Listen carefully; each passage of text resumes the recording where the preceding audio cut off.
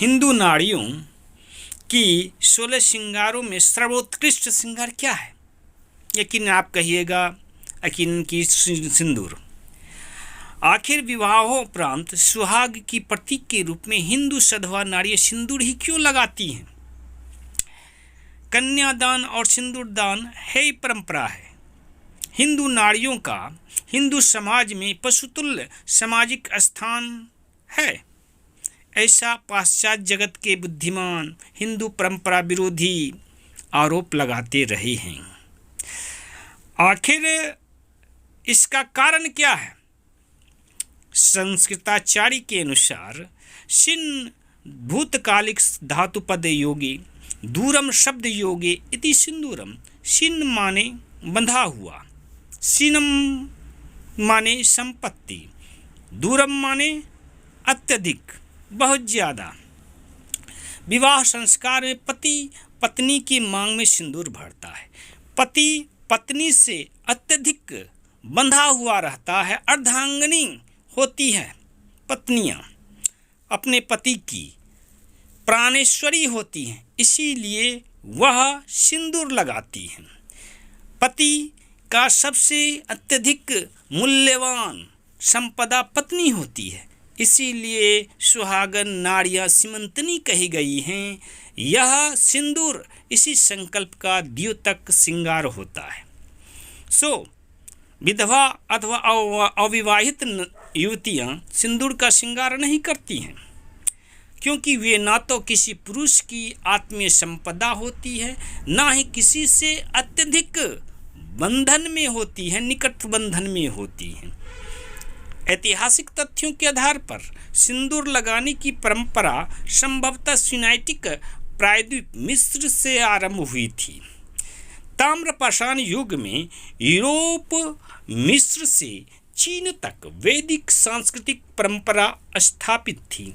मिस्र की सिनाइटिक प्रायद्वीप भगवान सदानंद की शासन क्षेत्र की वर्णमाला के अंतर्गत थी। वहाँ की वर्णमाला आधुनिक यूरोप की सभी लिपियों की, अरबी लिपि की भी मूल जननी मानी जाती है।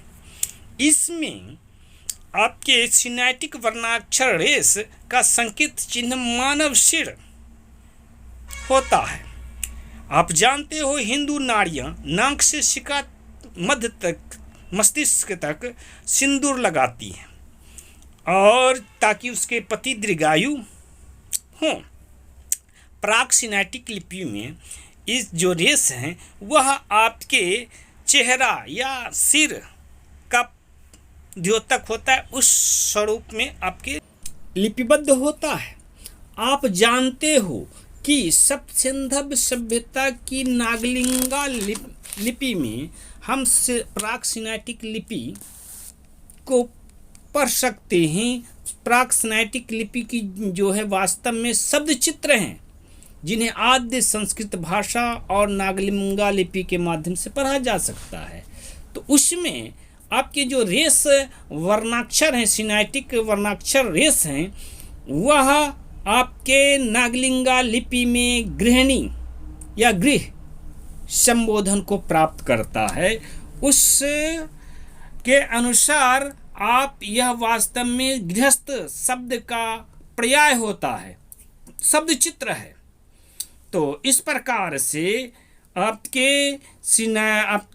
जो सिंदूर जो भारतीय सधवा नारियां लगाती हैं वह वास्तव में गृहिणी होने का द्योतक शब्द संकेत चिन्ह होता है।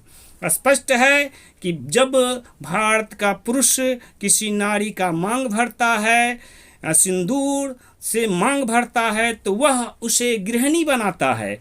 और इसी तथ्य का, इसी सत्य का द्योतक आपके हैं आपके सिंदूर।